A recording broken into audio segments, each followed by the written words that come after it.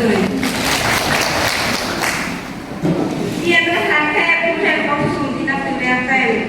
ข้าพเจ้าได้รับการบอกมาจากคณะประธาน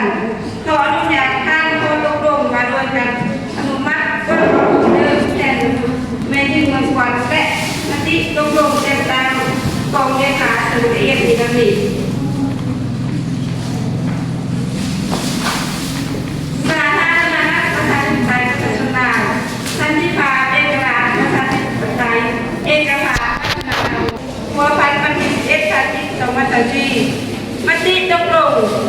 ว่าด้วยการแต่งตั้งว่าด้วยการอนุมัติเปิดกองประชุมเยอะผู้แทนเป็นยิงเมืองควันครั้งที่ 3อิงตามกฎระเบียบของชุมชนสาธารณสุขหมวดที่ 5 มาตรา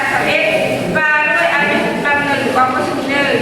ผู้แทนเป็นยิงและกองประชุมเยอะสมาชิกเป็นยิงอิงตามข้อตกลงของผ่านเจ้าแทนของพันว่าด้วยการจัดตั้งและเปิดใบของสาพันธ์ยิงเขตสวัสดิ์เลขที่1376ทับจคลงวันที่24 ตุลาคม 2562อิงตามหนังสือเสนอของสาพันธ์ยิงเมืองควันสวัสดิ์เลขที่67ทับจจมลงวันที่22 ตุลาคม 2564ประธานสาพันธ์ยิงเขตตกลง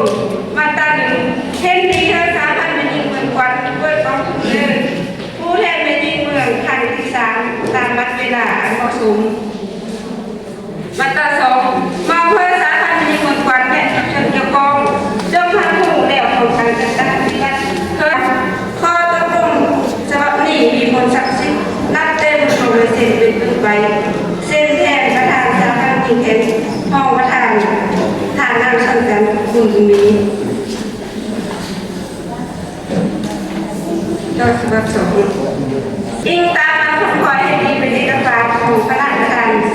สาพันธ์ยิงเมืองทางวันที่31 เดือน 10 2024มาตรา2สิทธิหน้าที่ของอนุกรรมการของเลขามีหน้าที่บันทึกเดินเลยเอกสารของผู้คุมพร้อมทางติดตามควบคุมเวลาเรื่องการดำเนินวาระของประชุมการที่หมวดมาตรา3มติตกลงฉบับนี้มีผลศักดิ์สิทธิ์นับแต่ลงในสิ่งเป็นต้นไปคณะประจำพรรคเมืองเลขาลูกสัมพันธ์แก้วพิสัย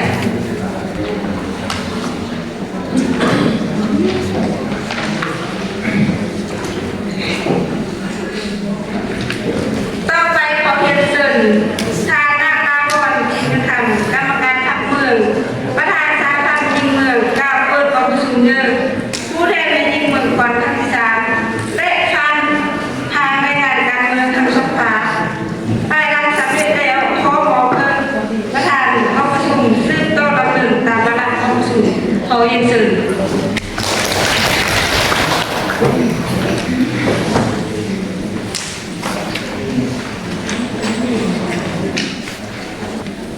สบายดีตอนเช้าที่เป็นคณะประธานกองทุนเยอะที่นับถือบรรดาแทนผู้เกียรติผู้แทนกองทุนที่นับถือและฮักแพงมื้อนี้กองประชุมเยอะผู้แทนเป็น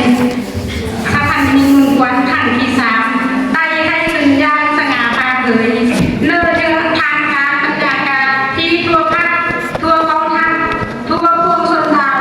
กองทุนและมวลพันเบ้ารวมเบ้าสะท้อ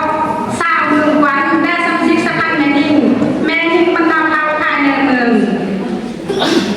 เป็นเจ้าการจัดตั้ง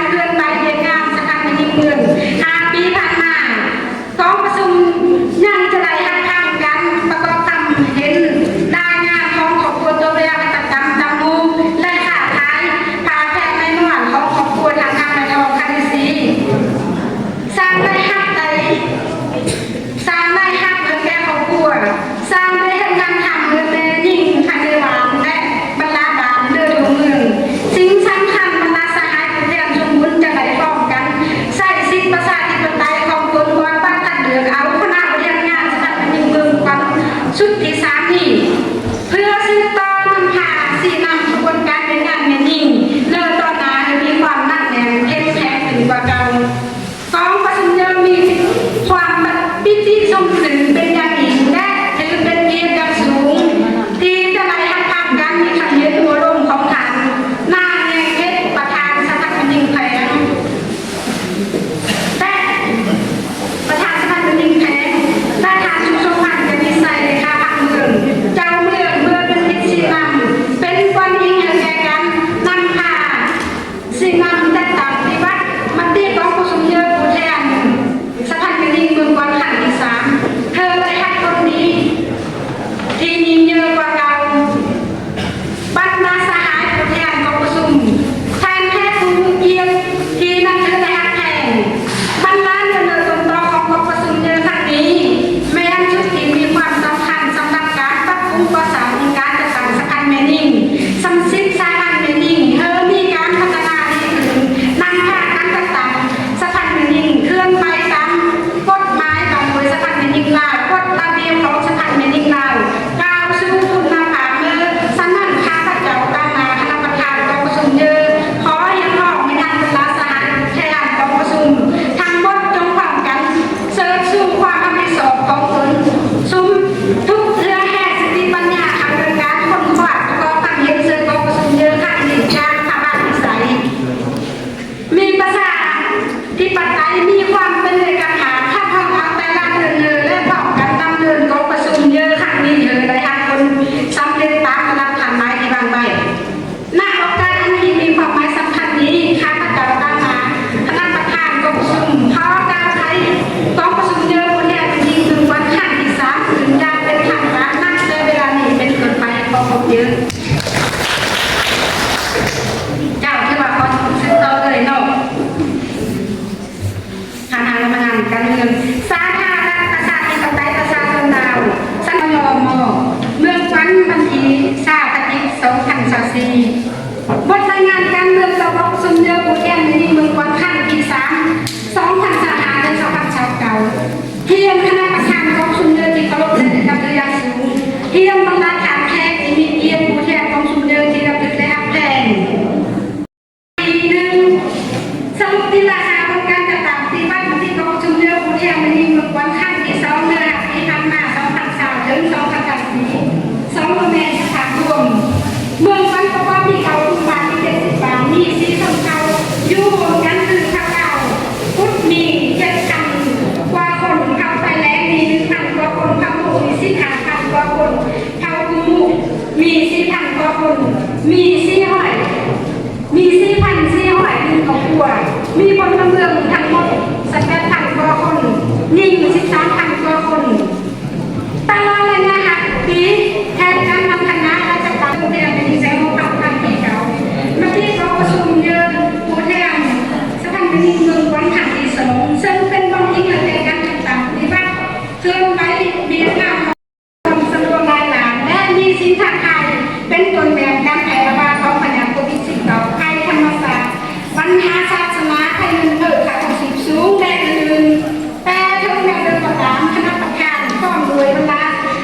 สหายเรือคณะงานการสถานบันเทิงเมืองคณะสถานบันเทิงเป็นหลักฐานตลอด30 แม่นิ่งบางนำเอาได้เป็นเจ้าการเอาลงเกินไว้ในงานของพรรครัฐได้สังคมยานตอนเฮ็ดเธอชีวิตการเป็นอยู่ของประชาชนก็เคยเนาะแม่นิ่งได้ทำการพัฒนาดีได้ในสัดส่วนเดียวความสมาธิเป็นกินหนึ่งเดียวยกสูงหนึ่งเดียวรักษาทักษะเกินหนึ่งนอนเป็นเจ้าตนเองในการรักษาพัฒนาที่กองประชุมเยอะของสถานบันเทิงเมืองขังที่2ได้รับผลสำเร็จตามแผนหมายที่วางไว้ซึ่งรวมมีอยู่8 แผนงานและ36 โครงการ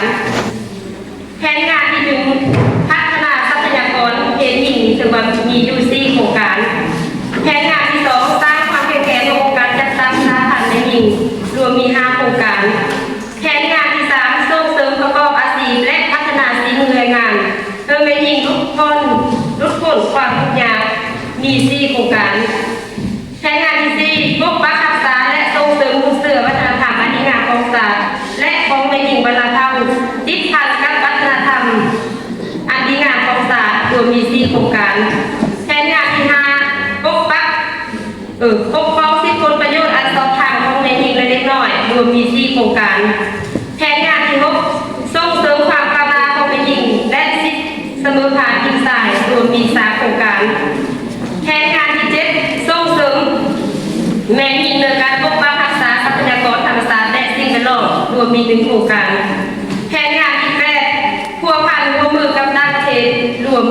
1โครงการข้อที่2ตีราคาโครงการจัดตั้งปฏิบัติในระยะผ่านมาอยู่เหนือแบบแข่งงานกับสาวโครงการทั้งโลกภายใต้การชี้นำนำพาของคณะทัพแต่ละครั้งคณะสาขาเป็นยิงไล่นำเอาแข่งงานและโครงการดังกล่าวไปจัดตั้งพันธญาที่สอดคล้องกับสภาพเมืองไทยและค่าแห่งตัวจริงของตนสามารถสรุปตีราคาการจัดตั้งปฏิบัติแผนพัฒนาในยิงเดินระยะ5 ปีผ่านมาซึ่งละเอียดมีดังนี้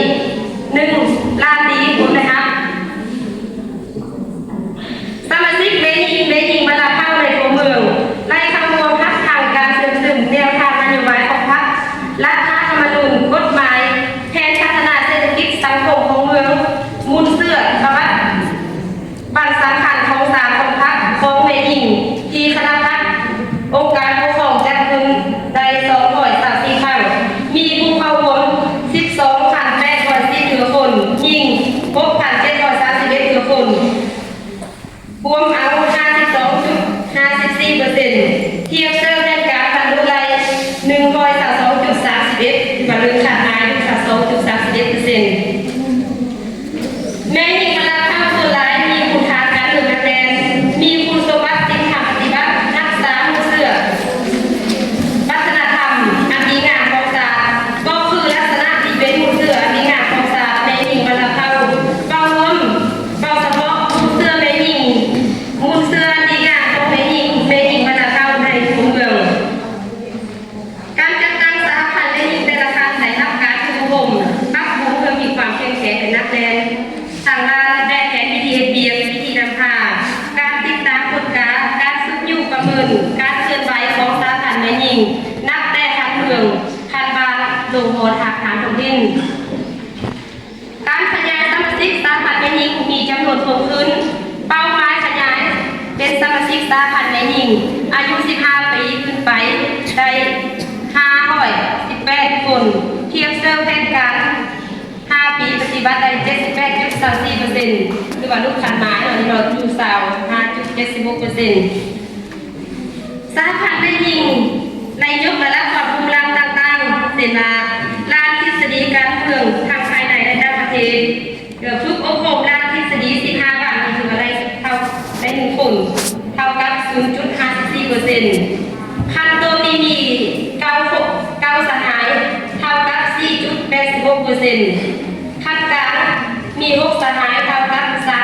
3.24% ขั้นสูงมีเรียนและการฝึกเจอเป็นอย่างยิ่งที่ไล่เข้าหัวกองประชุมและประกอบความคิดความเห็นต่อกองประชุมยืนผู้แทนแม่ยิงเมืองวันภาคที่3 1. มค.การตั้งหูค่าขายซิมและประเภทก่อนอื่นข้าพเจ้าขอแสดงความยินดีเป็นเอกภาพอย่างสูงต่อกับบทรายงานทางสองฝ่ายของสาพันธ์แม่ยิงเมืองซึ่งเต็มไปด้วยเนื้อหนึ่งนักเรียนที่ได้สังรวมจากผลงานในการจัดตั้งปฏิบัติมาติกองประชุมยืนผู้แทนแม่ยิงเมืองวันภาคที่3ผลสำเร็จดังกล่าวได้แสดงให้เห็นผลว่าการนำพาของคณะนำแต่ละครั้งตลอดหอสมาชิกสาพันธ์แม่ยิงย่างมีความคิดปฏิสังเนื้อโอกาสที่มีความสัมพันธ์นี้ข้าพเจ้าขอแสดงความสนเสยอย่างสุดอกสุดใจขอแสดงความสนเสย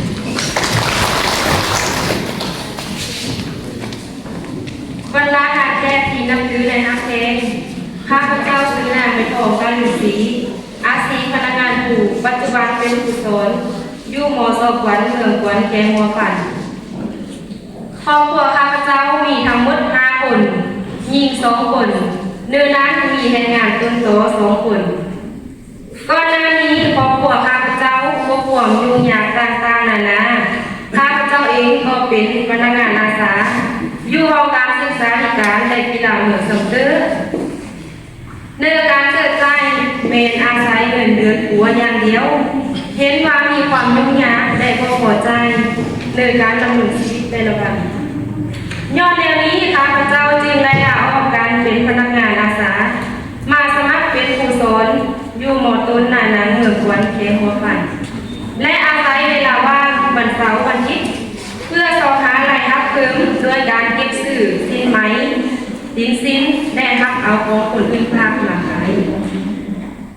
การผลิตหัตถกรรมตั้งรูปและค้าขายสินค้าแผ่และดินสินเป็นการสร้างเศรษฐกิจหรือครอบครัวทางเป็นการอนุรักษ์รักษาและส่งเสริมวัฒนธรรมอันดีงามของแม่หญิงเราที่เป็นมูลมรดกสืบทอดกันมาจากรุ่นสู่รุ่นมาวันปัจจุบันเธอมีความยืนยงอยู่คู่กับแม่หญิงเราตลอดไปนับแต่ปี 2014 เป็นต้นมาครอบครัวข้าพเจ้าได้ทดลองการตำมูกโดยจ่ายค่ามือและรับซื้อผ้าแพรซึ่งมีจำนวนถึง25 ล้านชีพเห็นว่ามีกำไรและรายรับเข้าสู่ครอบครัวเพิ่มในปี 2015 ถึง 2018 ไล่เก็บซื้อทำปล่อยผูกดินสินผูกสินพายผูกสินไหมผ้าเบี้ยงและผ้าปุโตะจำนวนหน่วยที่ผ้าปุโตะตอนนั้นเป็นผ้าให้หินเนาะ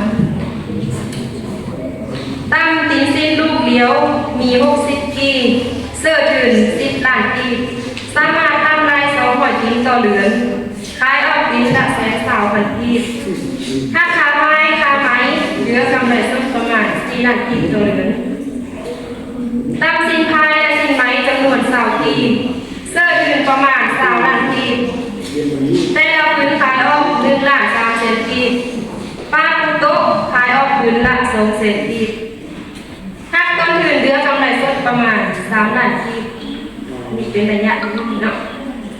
ตกมาวันปี 2019 ถึง 2024ไล่เพิ่มจ้างห้อยมาเป็น180 ปี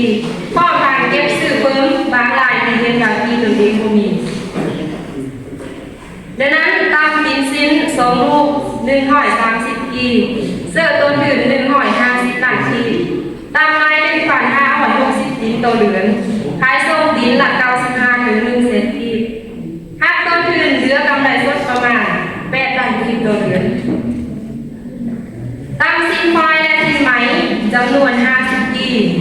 เสื้อทุน100 ล้านกีตามรายถังสินพายและสินไหมประมาณ50 ผืนต่อเดือนตามสินพายเฉลี่ยขายผืนละ350,000 กีและสินไหมเฉลี่ยขายผืนละ3 ล้านกีรักษาต้นทุนเหลือกำไรสดประมาณ10 ล้านกีต่อเดือนโดยสรุปแล้วกิจกรรมการตั้งรูปและค้าขายสินค้าแม่ของข้าพเจ้าโดย1 ปีสามารถสร้างรายได้เข้าสู่ครอบครัวประมาณ466 ล้านกีหักต้นทุนและงานการผลิตออกจำนวน250 ล้านกียังเหลือกำไรตัวจริง216 ล้านกีเฉลี่ยได้ครับ43 ล้าน2 แสนกีต่อคนต่อปีปัจจุบันนี้ชีวิตการเป็นอยู่ของครอบครัวของข้าพเจ้ามีความสะดวกสบายในคนแต่ก่อนเป็นครอบครัวทุกคนออกจากความทุกข์ยากจำนวนเงินรายมาลังกาแม่นำซื้อเข้าถึงการพัฒนาครอบครัวเส้นซื้อรถดีโวไร1 คันซื้อรถจักรได้2 คันมีเรือนท้าบอน1 หลังมีลิ้น4 ตนมีวัว15 ตัวส่วนหนึ่งแม่ส่งเสริมน้องสาวเรียนอยู่สสเวียดนามนอกจากนั้นภาคไว้เป็นทุนการศึกษาอยู่วันลาผลงานและบางคนที่ได้มานั้นก็ย้อนการนำพาสีนำของคณะพรรคองค์การปกครองทุกครั้งและการประกอบส่วนของพ่อแม่พี่น้องประชาชนก็คือน้องแม่หญิงฝ่ายหนึ่งเมืองขวัญดังนั้นข้าพเจ้าขอถือโอกาสนี้แสดงความผู้บุญคุณอย่างล้นเหลือและขอบใจอย่างสูงนำการจัดตั้งพรรครัฐก็คือองค์การจัดตั้งสหพันธ์แม่หญิงที่มีแนวทางอันถูกต้องและสร้างเงื่อนไขเอื้ออำนวยความสะดวกเพื่อประชาชนก็คือน้องแม่หญิงมีรายทำการผลิตสร้างเศรษฐกิจเพื่อแก้ไขความทุกข์ยากความนี้ขอเชิญชวนน้องแม่หญิงทุกหัวหน้าหัวเมืองขวัญจงพร้อมกันทำเอาแนวทางนโยบายของพรรครัฐก็คือแผนพัฒนาแม่หญิงเมืองขวัญนำไปจัดตั้งปฏิบัติเพื่อพัฒนาเศรษฐกิจครอบครัวของตนเพื่อครอบครัวทุกคนออกจากความทุกข์ยากวันละทานวันละสหายดีนับถือในฮักแท้สำหรับทิศทางในตัวนะพวกเราจะมีแผนการขยายกิจกรรมการตั้งหูทับสื่อและขายทางเพจคือได้ถ่ายปริมาณและคุณภาพของการผลิตคือดี และหลายกว่าเก่าความนี้จะขยายสาขาทางภายในและต่างประเทศคืที่ทำเสนอ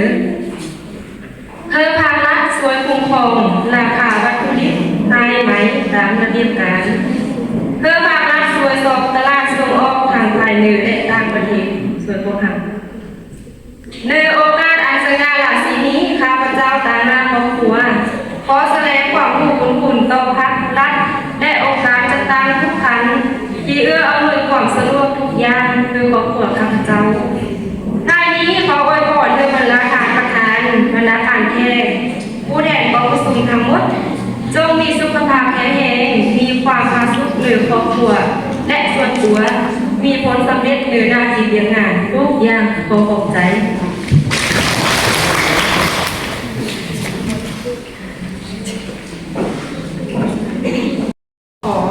หัวท่าวันที่16 ตุลา 2024พอต้องลงว่าโดยการหมอบใบหนองยอให้แก่สหพันธ์ในนิเมืองขวัญอิงตามกฎหมายว่าโดยสหพันธ์ในนิลาวหากที่7มาตราที่28ว่าโดยการหนองยออิงตามแผนการแนะนำของสหพันธ์ในนิแหวนหัวพันเลขที่244/สยพลงวันที่22 กันยายน 2016ว่าโดยแนะนำเกี่ยวกับขั้นตอนการจัดตั้งปฏิบัติเสนอขอหย่อมยอสรรเสริญและการกำหนดมูลค่าการสงสัยใบสงเสยใบเกียรติคุณและใบหย่อมยอของสหพันธ์เมนีแขวงหัวพันอิงตามหนังสือเสนอของสหพันธ์เมนีเมืองกรฉบับเลขที่50/สยมลงวันที่19 สิงหาคม 2024ประธานสหพันธ์เมนีแขวงหัวพันตกลงมาตรา1มอบใบหย่อมยอประธานสหพันธ์เมนีแขวงหัวพันให้แก่สหพันธ์เมนีเมืองขวัญจำนวน1ใบและคณะบริหารงานสหพันธ์เมนีเมืองขวัญจำนวน15สหายพนักงานของการสหพันธ์เมนีเมืองจำนวน3สหายสหพันธ์เมนีกรมกองและหน่วยออกข่าวเมืองจำนวน37ใบสหพันธ์เมนีบาทจำนวน51บาทรวมทั้งหมด105ใบที่มีผลงานดีเด่นประกอบส่วนเรียนงานของด่านของสหพันธ์เมนีแขวงในระยะห่างปี 2020 ถึง 2024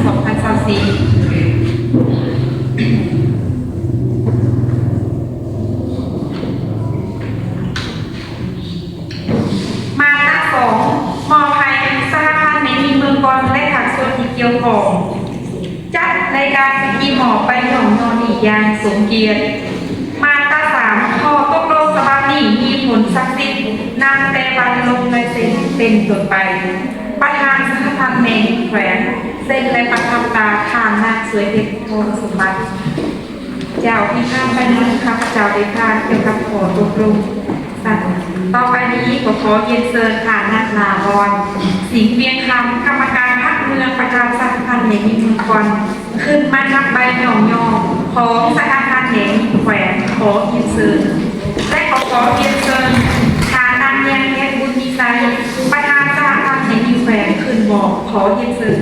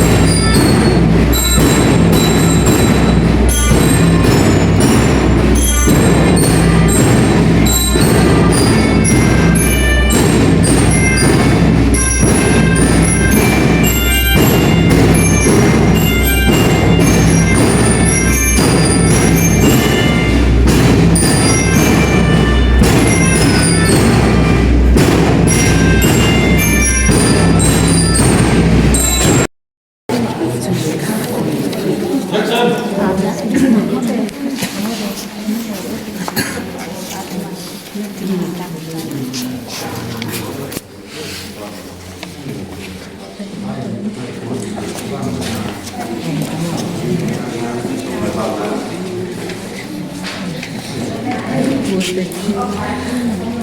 ปก่อน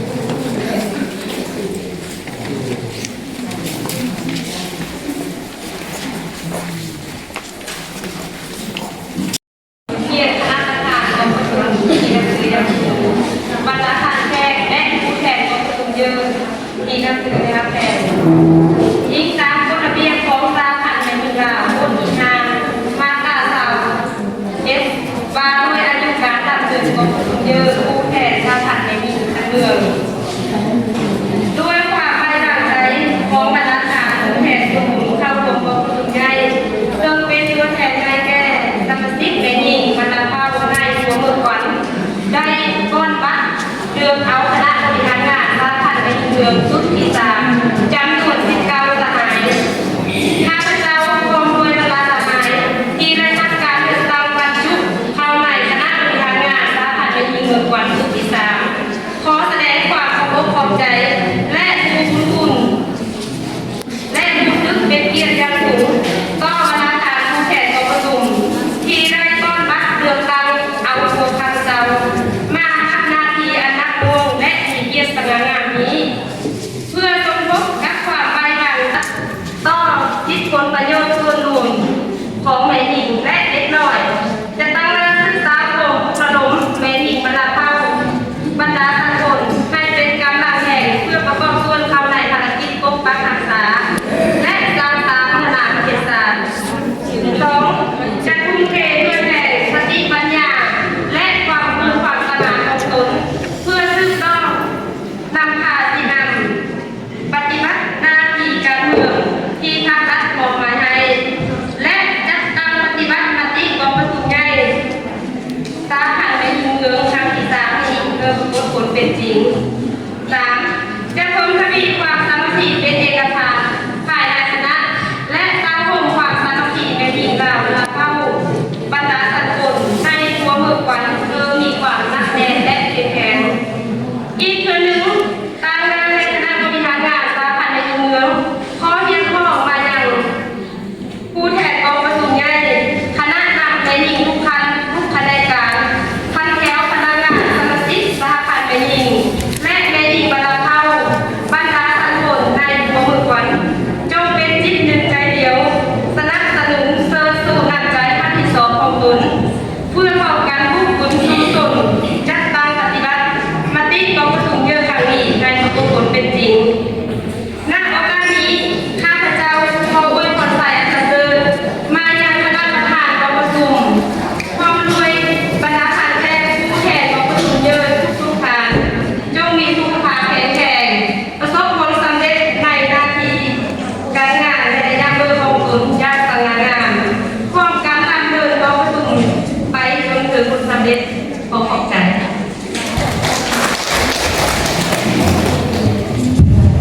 เจ้าที่มารับประกาศต่อไปนี่